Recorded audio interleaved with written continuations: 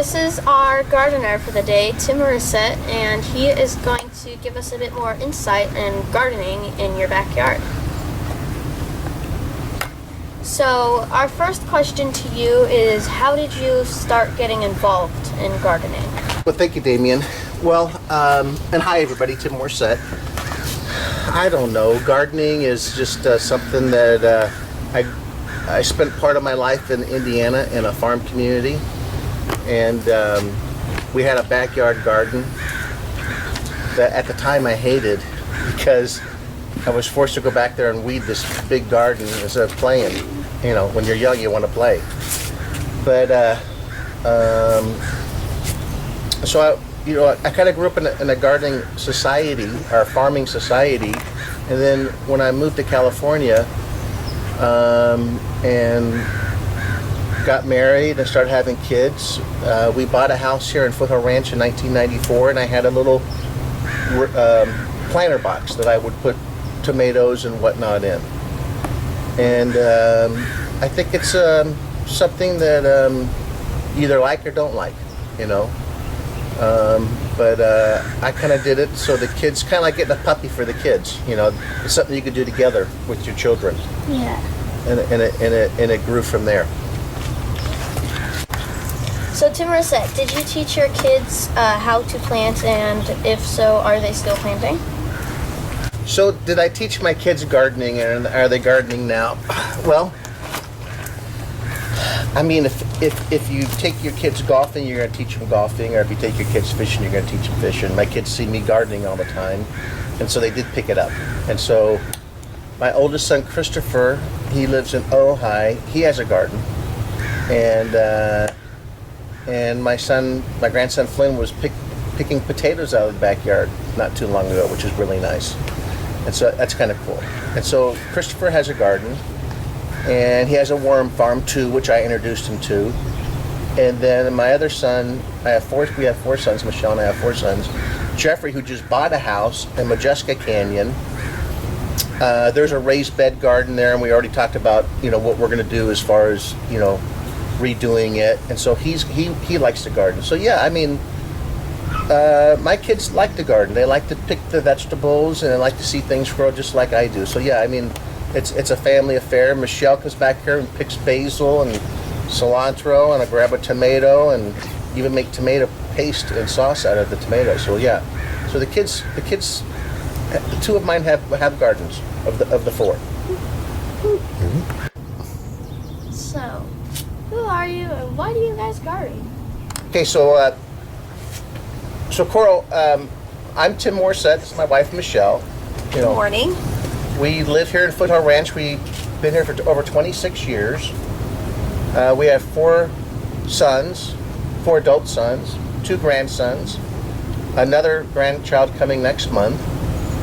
We're in the real estate business. I've been in the real estate business for 42 years. And we specialize in South Orange County, especially this wonderful area of Foothill Ranch that we live in. This backyard's in Foothill Ranch, believe it or not. And it's a great community to live in. Just give me a call. But you know, why do I garden? Why do we garden?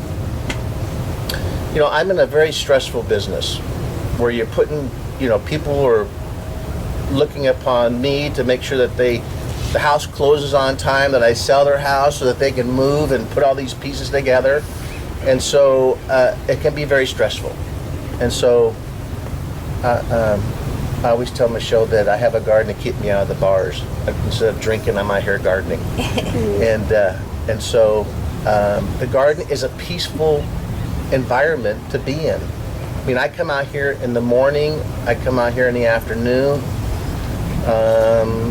just to weed something or to watch something pop up out of the ground. It's very relaxing. It's very relaxing. And Michelle says the garden is my mistress because I'm back here so much. But I enjoy it. And so I enjoy gardening because it's very peaceful and relaxing. And you get the fruits of your labor by eating something that comes out of your garden. There's nothing better than, you know, eating something that you grew, that you put your hands in the dirt and it came up, and now you're slicing and dicing in the kitchen. And so gardening is very relaxing. That's why I'm back here, and I enjoy the fruits of the garden. It's a nice, peaceful area. So Tim, if I have a backyard garden, what do I need? Okay, Daphne, the elements of having a successful backyard garden here in Southern California in this Foothill Ranch area. First of all, you have to have an area that is going to get 6 to 8 hours of sun. So if you plant your garden in between two houses and it only gets 3 or 4 hours of sun, it's not going to be a very fruitful garden. So you need a lot of sun. You need an area, like this area here is out in the open, it gets sun all day long. You know, probably get 14 hours a day of sun, you know.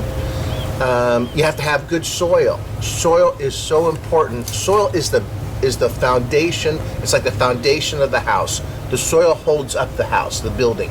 The soil is what makes everything grow, and it's the basis of your garden. So, but you can import and make your soil good. So you can have just normal dirt in your backyard, but make the soil very good with enhancing it with amendments and minerals and fertilizers, correct fertilizers. So a location that is going to get 6 to 8 hours of sun, good soil, water and care, and food. And so, but to start out, you have to have an area that gets sun, and then we can work on the soil. But those are the two basic elements are sun and soil, and then taking care of the plants. So you need that to have a backyard garden. And then you have to decide, is your garden going to be on the ground in a raised in a planter or a raised planter? And so I recommend at least having a boxed area in the backyard where you can control the soil, where you can add soil and amendments to the soil. In the very beginning, we had raised planter boxes on the ground, and that worked for a while. But then what happened is my avocado trees here, the roots came up, and I was always battling roots in my garden. And so what I did is we raised these garden beds up here. I basically made new ones. And so if you look at this, I mean, listen, the older you get, the less you want to bend over. Right now, you guys don't care, you're young, okay? But bending over all the time, it hurts the back, okay? So these are great because you contain the soil that's inside of them. They're raised, it's, you know, right up here, I can just work on it here. And so I made these, I don't know, honey, about 5 years ago? Not quite. About 5 years ago. So you can make them out of wood. I got this wood at Home Depot. This happens to be redwood because I wanted these to last 20 years. You can make them out of pine. And so the majority of this are 2x6s and 4x4s. The 4x4s are the post and the frame. And then you have 2x6s on the sides, and it's all done with, I did it myself. I'm not a contractor, but I did it myself. And then you have slats in the bottom, the 2x6s with the gap about every 1/4 inch to allow the water to go through. And I've got pictures I could send you, but having a raised planter box, we can talk about building one of these in more detail, but having a raised planter box was something that I really wanted. And so, you can build one of these in your backyard. This happens to be 4x6. You can make them any size. But in here, you can see that, you could position them anywhere you want, and they're at a level that you could work on the garden. Now, the next thing we should probably talk about is soil. So Tim, you said that the soil is very important to have healthy and strong and good plants. But do you fertilize or add anything extra to them to make it extra good? Yes. Okay. Yeah. So great question. The soil is the background, like I said, the foundation of your garden. And so when I first planted this backyard, I had dug these holes for fruit trees, and I was going to put in a bunch of this Kellogg soil amendment that I got from Home Depot. And luckily, I talked to somebody at a farm store, and he goes, no, don't do that. You want to have, your soil should drain. So if you just dig holes and put a bunch of organic material in there thinking that's good plant food for the trees, what happens is it just ends up being a swamp and it doesn't allow it to drain. So you have to have sandy loam soil in your backyard if you want to grow trees and whatnot, something that's going to drain through. Now when you have a planter box like this, I went to Orange County Farm Supply on Chapman in Orange, and you go buy bales of different soil that you can bring into your boxes. And they have something called PX, I think is what it is. I've got some pictures. We'll send them to. I'll send them to you so you can put them on the on your show. But the soil is so important. So if you look at this, we were going to dig potatoes up earlier, but Michelle went ahead and dug them up before. She didn't know that we were going to talk about potatoes. But these are some potatoes we dug up earlier. But if you look at here, you can see the soil is nice and black, and it's got this white is perlite that's in it. But the soil it's a nice soil. You can feel that. Does that feel good? Here, touch it. That feel good? So when you're planting something, like right now, we're going to plant some broccoli. Because right now, you have to know what to plant, okay? So can you grab me that 6-pack of broccoli right there? Yeah. So let's say we're going to plant this broccoli. Broccoli is a winter crop. Now what you see here are squash, my tomatoes, we have eggplant. We'll go through this. And what we'll do is we'll pick some stuff and you guys can take some stuff home. So but here's the broccoli that I'm going to plant, okay? Sun, and I use everything I do in the backyard is organic, so there's no pesticides, no chemicals. This is down to earth. This is some minerals I bought to put in here. Minerals are important also for a garden. Now, depending upon what you're going to grow will determine the type of fertilizer. So this is their vegetable brand, which is 444. Those are the 4 components of fertilizer: phosphate, nitrogen, and potash. So what I'll do is, let's say we're going to plant this broccoli here, and we're going to use this area. So what I'll do is I'll come in here. Here, put your hands out. Okay, feel that? Can you see that? Okay, show that to the camera. So that is all organic. So it's not chemicals. So once you spread that out there, spread it all over here. Okay, spread it around. Okay. Just spread it around. Okay. Use this and kind of pretend like you're going to make a swap like this. You want to work it all in. So work it in lightly into the ground. So we're putting the fertilizer into the ground. The roots go deep, but they also go along the top.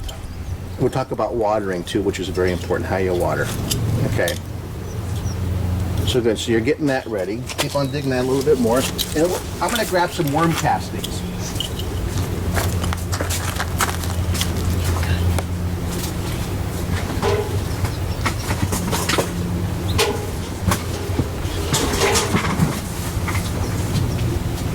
This is nice.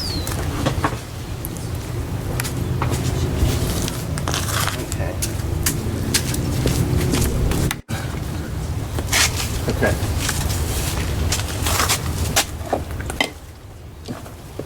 Okay, so We have a nice little area. yeah, nice little area. Okay, so we have a nice little area here. Okay. You ready? Yep. Okay. So you've worked in the natural fertilizer. Now I like to put mine in mason jars. It's kind of a thing I have, kind of cool. Different fertilizers, different mason jars. So now we've put some organic fertilizer out there. And so somebody might say, well, what's this plant here? That's a marigold. A marigold is a natural deterrent to pest. So that's why marigolds are in these planter boxes. Now, I also use something called worm castings. But first of all, let's plan this out here. Pull this out. We're going to put 6 of them in this area. So we're going to do, hold on, we're going to put one here, one there, and let's say one here. And do the same thing back here in this row. Okay. Okay? You want to try Coral or Daphne? Oh, sure. Yeah, I would love to. Okay, now you want to separate a little bit. You want the plants to be at least a foot apart from each other if you can. Okay? And you put kind of mirror those over there. And you're going to have them kind of in the squash. Now this is a winter squash. This is a butternut squash. You can see the baby butternut squash there. See that? Yep. Okay. You grab one there, Coral, and put it over there in that corner. Pick up the soil. So just leave it there for right now. All right. Okay. This one looks Okay, like that. so now in here, we have worm castings. You guys know what worm castings are? Nope. Are they pits for worms? No. Is it so the worms What? don't come? Worm poop? Worm poop? You said worm poop? I don't know. This is a professional podcast. Well, isn't that supposed to be good fertilizer? That's exactly what this is. This is Okay. worm poop from my worm fertilizer, from my worm farm. So what we're going to do, this is all, and it's inside the worm castings. You know what's inside here? The soil is a living organism. That's Yeah. what's so important about it. You got microorganisms in here. You've got worms in here. It's underneath the soil is a whole city, a life of people running around, Yeah. with little organisms. Okay, and the worm poo is full of microorganisms, and it's also full of little eggs, that cocoons that have little worms in it. Ooh, so You know that a worm will poo its own weight, half of its own weight every day. So the and- worms live in their own fecal matter? Well, it's kind of around there, yeah. But what happens is the worms are pooing every day and creating fertilizer in the environment. So it's self-sustaining itself, okay?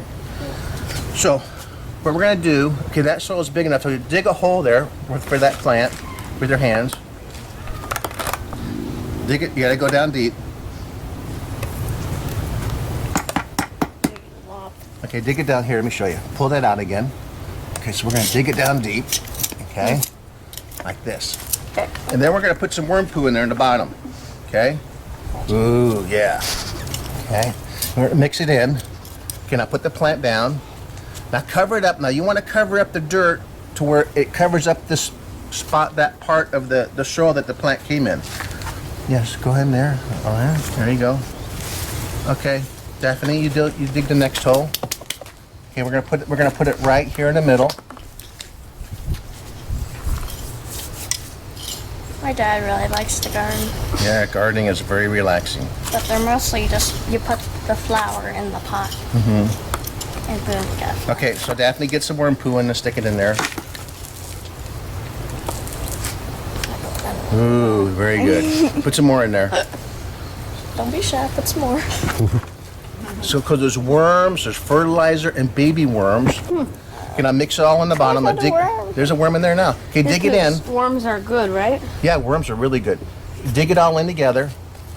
No, we're not. They're like this, kind of like we're not baking. We're digging. Gotta get aggressive. Here, get aggressive on there. Live in the bucket? What? Does it hurt the worms to live in there? They don't live there very long. Because what happens is I clean out the worm poo, then I put it in the garden constantly. Okay, now we're going to put your plant. Now, Carl, you said that when you get a plant like this, you're supposed to break up the roots. And that is true because some of these will be root bound. Now, these are not root bound. You don't have a lot of roots around here. But when you do, you kind of have to break it up. But don't break it up too much because then you're really damage and hurt the plant. My dad says you kind of just do a little bit. Just a little bit, just a little bit. Okay, so we're gonna plant your plant right there in the middle, Daphne, about a foot from the other one. Hold it up, and then we're gonna put the soil around it. Be nice and gentle. Make sure the leaves come up. You gotta be gentle with these plants. Okay, boom, boom, boom. Okay, Coral, we're gonna push these potatoes out of the way. And we had these potatoes last night, honey, didn't we? Okay, Coral, you plant yours right there. Right here? Let me see, we'll get it.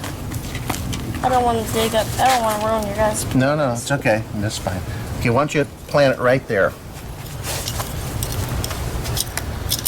Wait, I'm burying potatoes. That's okay. Oh no. Ah, Dig it deep. I guess the potatoes are good fertilizer. There you go. There you go. And let's put some worm poo in there. Okay. Ugh, it's squishy. Yeah, I can see the worms. It's not that I don't like worms, it's just freaky. Okay, and now dig that in, mix it all in. Then we'll make our plant. I hope I don't stab any worms.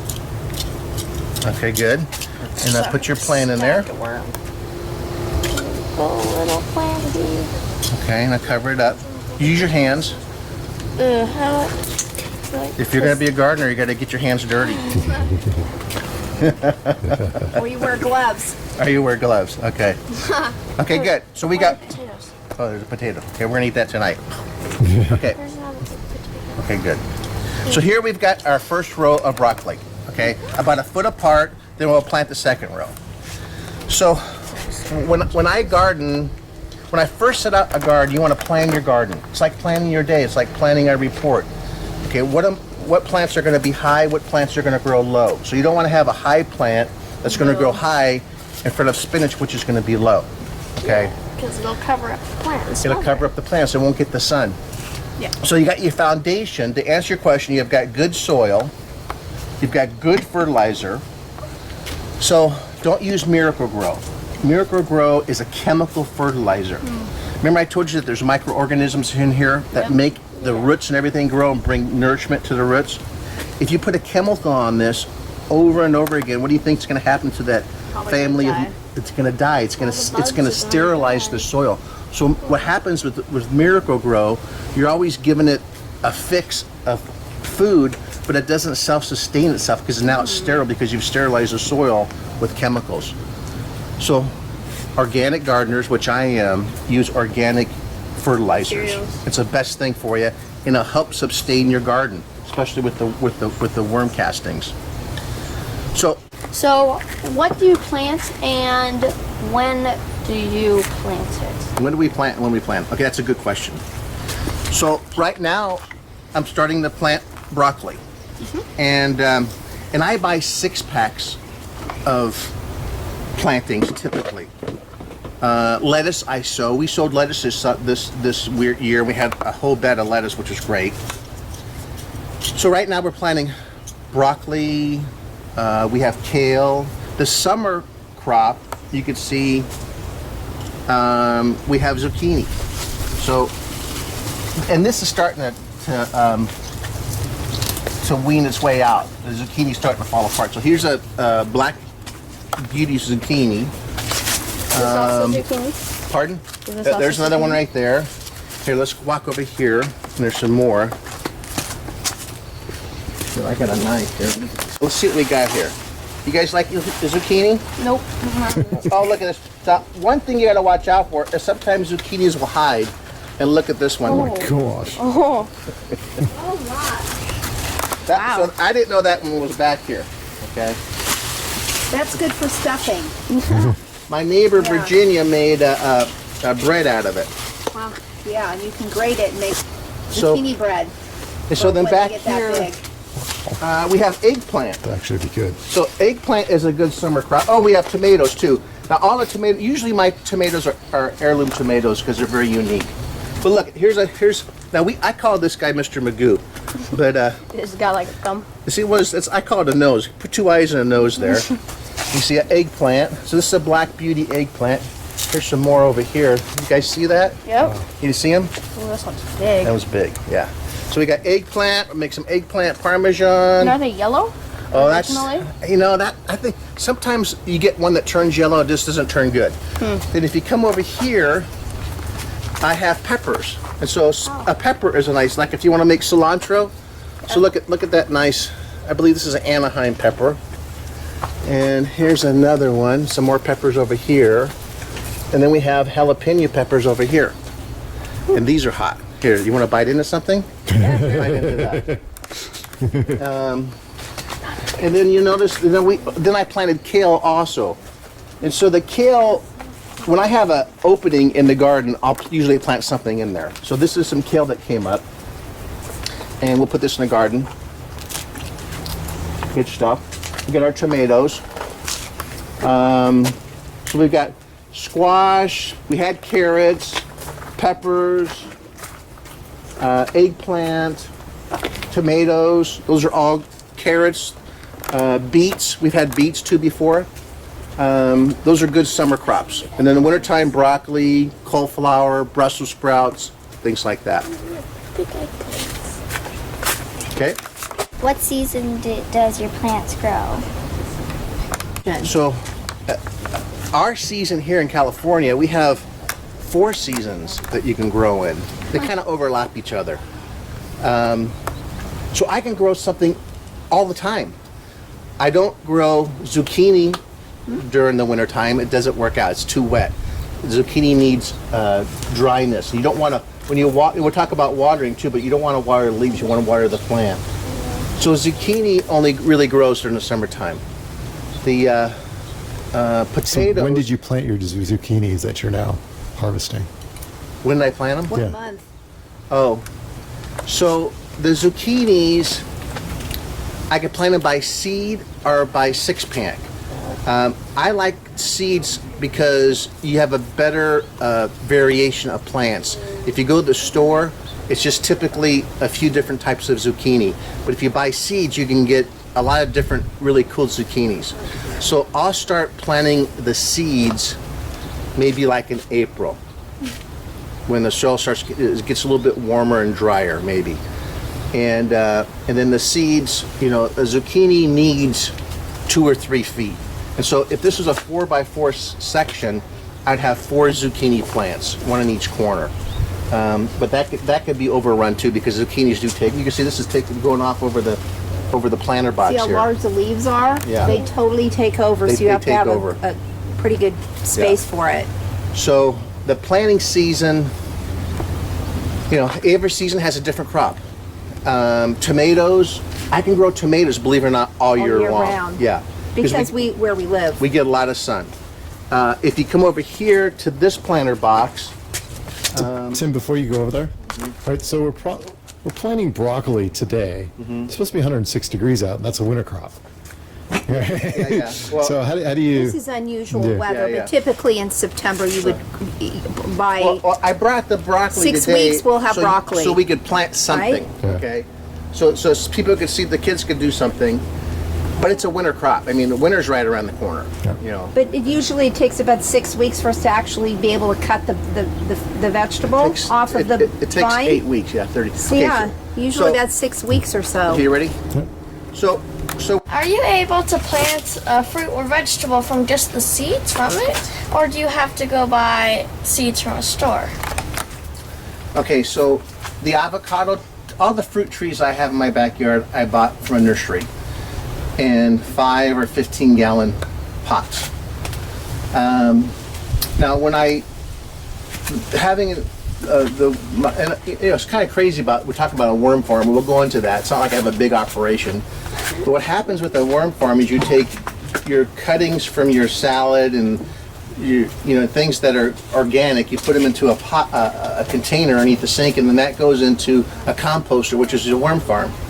So sometimes, to answer your question, we'll put pieces of pumpkin in the compost, or old squash, or cucumbers, or whatever, and that will go into the compost, and we plant the compost into the soil. Then all of a sudden, we have that plant that's growing. That papaya tree, I did not plant. That came from papaya seeds that we put into our composter, and then we put it in the ground, and up popped a papaya. We have pumpkins in the backyard that I didn't plant any pumpkin seeds, but at one time last year we put pumpkins into the composter, and those seeds, the worms didn't eat them, and then when I planted them into the soil, they had little pumpkin plants. And so, to answer your question, I do have seeds, but generally if you're going to get a fruit tree, you're going to buy a plant, you know, a 15-gallon plant. Now, but I do have seeds, and so and this is what I keep my seeds in. Now, we grow sunflower seeds every year, and so I keep the sunflowers seeds, and I plant those every year. But as an example, this is a lettuce seed. Those are really, really thin. I mean, really small. And I'll plant lettuce in a whole big area, and you just cut it, just like every day you come out and just cut it with your scissors, and it grows back up again. It's like your hair. You cut it and it grows again. Wow. Very resilient. This is a lettuce. These are carrots. And I like carrots that are multicolored. They're kind of cool. Okay. And you can tell they're organic. I like having things that nobody else has. These are Peter Pan squash seeds that I use. And so I have a lot of different seeds, like radish seeds. Radishes are easy. But I put all my seeds in this little container here so that I can reuse them every year. Because you don't use all the seeds. So I have another question. I know that this is an onion, and there's an onion outbreak going on right now, correct? And there's some kind of like, Salmonella. yeah, that. And if you grow onions at your house like this, can it still get it? So onions, the problems that they have with onions in the wild is when animals go and go to and go poo on them. And so, okay, I don't know how to They defecate. They defecate on them. Thank you. So you got wild pigs and stuff that go and poop on these onion fields, whoever, or deer or whatever, and they get the salmonella or whatever it is. You don't have that in your backyard. I don't have. This is all natural. Nobody's pooping back there except for the worms. Okay. Hopefully not. Yeah. So we don't have that problem. So anyway, so this is my potting bench that I had made up. Again, this is like my sanctuary. Talking about, do you love to garden? Man, look, I got a potting bench with all my fertilizers, my little pots, my tools I've got hanging on back here. Yeah, this is my little area. This is my little sanctuary. Mantis are one of the best predators in the garden for you. Okay, and so maybe he'll go up on my hand here. I thought that one was a sheep because it's big. Yeah, it's big. I saw this guy the other day. Usually they're green. So a praying mantis, if you put pesticides in your garden, you're going to kill the praying mantis. If you put pesticides, you're going to kill the little ladybugs that hit the aphids. And so the praying mantis, this is like a Tyrannosaurus Rex of your garden. It goes after the plants, and they're very, very good. It's you want to have a healthy garden with healthy organic materials, no pesticides. And I tell you one thing about having a garden, Damien, let me step aside here. Let me show you this tomato plant behind you. When you have a garden, you have to look at what's going on. A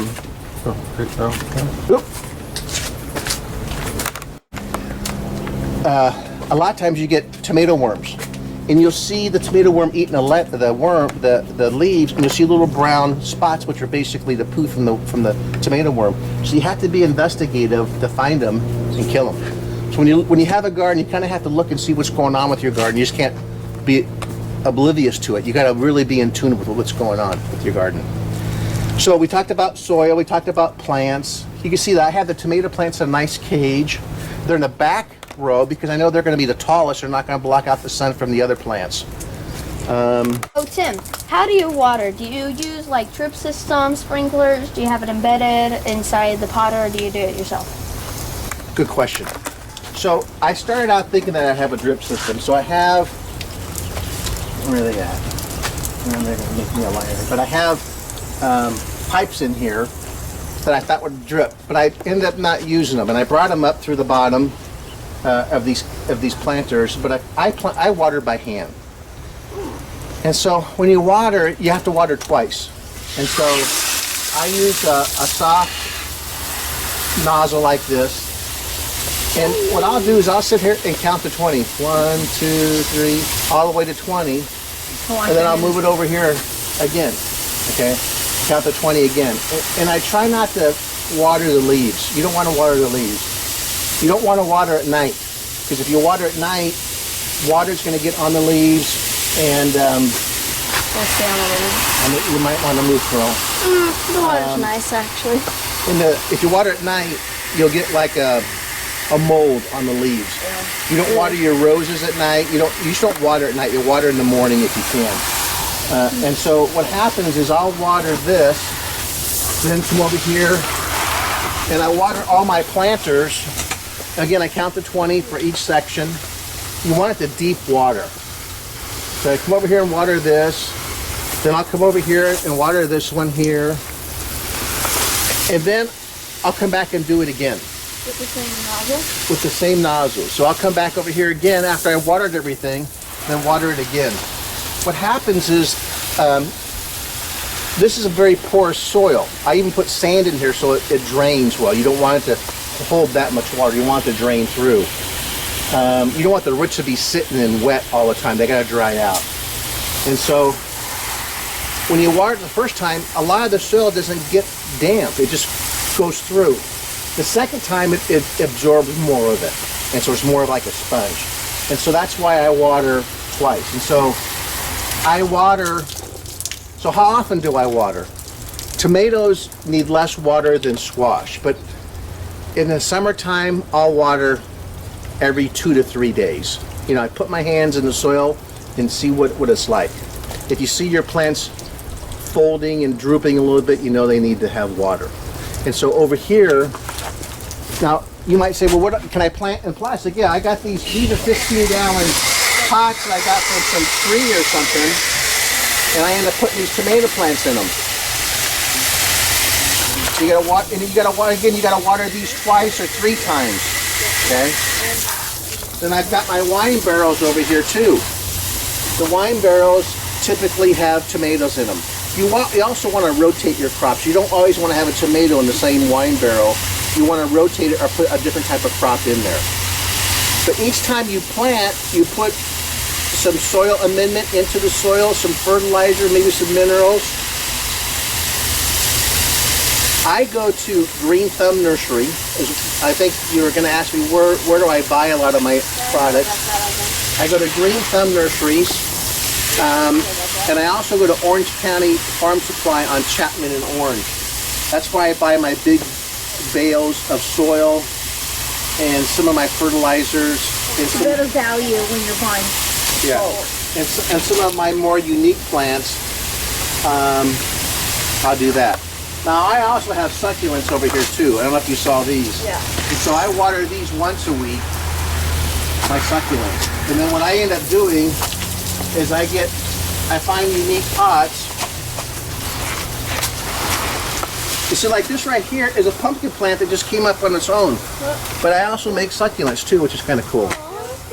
So that's a mission plant. That's a mission pot that I bought down at Rogers Garden, and I give these to my clients as closing gifts. Isn't that nice? My mom loves succulents. What is the plant that's hanging out? What succulent is that? This one? Yeah. It's like a little donkey tail. Oh, how do you know when you give them too much water?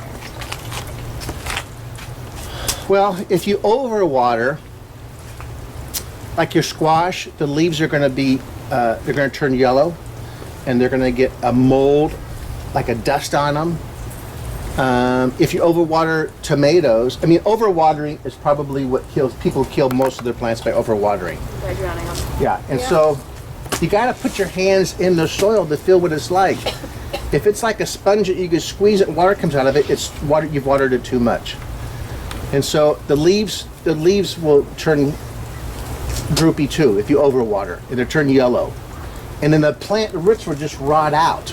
And so, you know, watering every couple times a week is usually sufficient. If it's hot, maybe the tomato's going to need every other day. But that's why I hand water, and it takes me a half an hour to hand water. You know, but that's my peaceful time when I get up in the morning. Okay. So, how do you control pests in the backyard? Okay, that's a good question, Coral. So there's many pests in the backyard, especially living here in the canyon. My number one nemesis is the ground squirrel. The ground squirrel is not one of those pretty squirrels with fluffy tails. They're more of a rat, in my opinion. And then we also do get rats. When you have fruit in your backyard, you're going to get animals that want to come eat it. I've had fox in my backyard, possums, raccoons, squirrels. And so what happens is, so this is a rat trap. I got this at Orange County Farm Supply. This is a nice rat trap. Okay, it costs like $10. And so you put your bait in here, maybe peanut butter or something. Rats and squirrels are very intelligent. They get used to, you know, finding out what's in traps and avoiding them if they can. So this is a nice squirrel or rat trap. Then you got and these are all live traps. And so if I do trap something, I'll relocate it to a wilderness area down the street. Okay, over by your house, Coral. So this is why I catch squirrels in. So this is a squirrel trap. So you put your bait in here. Sometimes I have to use sunflower. The squirrels will eat my sunflowers. The sunflowers start dangling, and they'll bite off the sunflower before the end of the stalk, so it dies, and then they start eating it. So I'll use what they're eating and stick it in the trap. I'll use some fresh sunflower seeds, and that'll catch a squirrel. So you got rats, you got squirrels. I've got bigger traps for raccoons. One day I was sitting here and I saw 2 little raccoons. They were the cutest things. You couldn't believe how cute they were. Then they started walking, they started crawling up my avocado tree and eating avocados. I couldn't believe it. And so I ended up catching them in the bigger trap. I put some bait in that trap and took them down to the end of the street and into the Portola. Yeah, the raccoons are cool. Then you get into pests inside your garden. And so everything, again, I use is natural. So this is Captain Jack's Dead Bud. And this is something I use for tomato plants or anything that I see where there's like little holes eaten in it. And then on your fruit trees, you'll get leaf curl. And so I've got it right here. This is leaf curl. And so you can see where this leaf has curled, and it's not very nice. And that's caused by the little insect that gets in there and creates that. And then this is a spray, All Seasons oil spray, which I use, that takes care of fungicides and leaf coil, things like that, leaf curl. And this is an oil that you spray from the hose, and it basically covers up the insect, and they die from it. How often do you do that? Pardon? How often do you do that? I just did it a couple days ago. And so right now, I need to do this again in 3 weeks. So once, when you apply it, then you come back in 3 weeks again. What happens is when you prune your trees, that prune mark is easy access for this specific animal, the insect, to go in there and cause this to happen. So you got to spray it a couple times to get rid of it. Wait, doesn't the insect thing kill all the praying mantises? I don't put this on the fruit. The other stuff, I'm very selective where I put it. And so I just don't spray it anywhere. I'm very selective if I put anything at all on vegetables. Because the praying mantises and the spiders help you. They help you, yeah. And so it's like I was saying earlier, you have to really watch your garden. You have to, when you're looking at your tomato plants, your tomato plant can be invaded by tomato worms. Before you know it, all the leaves are gone. And so if you see areas where the leaves are gone, you have to look for the tomato worm yourself and just spend time picking them off hand by hand, piece by piece, which can be time consuming, but it's something that you have to do. See, like right here, there was a tomato worm here, and you can see where it ate all the leaves off the plant. So I know, listen, I've got a tomato worm around here somewhere, and I gotta find it. And the tomato worms look just like the plant, and they're very hard to see, but you'll find them. If you sit here and just look hard enough, you'll see them. But there's one here for sure. And So, what are the benefits and advantages of gardening in your backyard at your own house? oh, very good, Damien. Well, let me show you. So here, I come in my backyard, and oh, look at this nice little tomato here. Where else can you come and do this and go, that's good.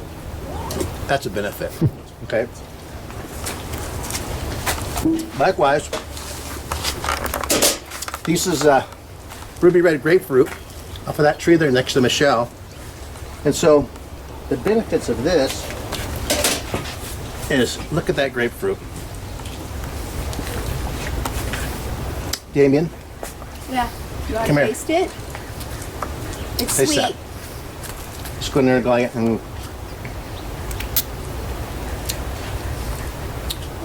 is it good? So your mom and dad might enjoy this. You put a little bit of this in a glass with some cold ice and a little adult beverage. And there's nothing better on a Friday afternoon. It's called a Greyhound.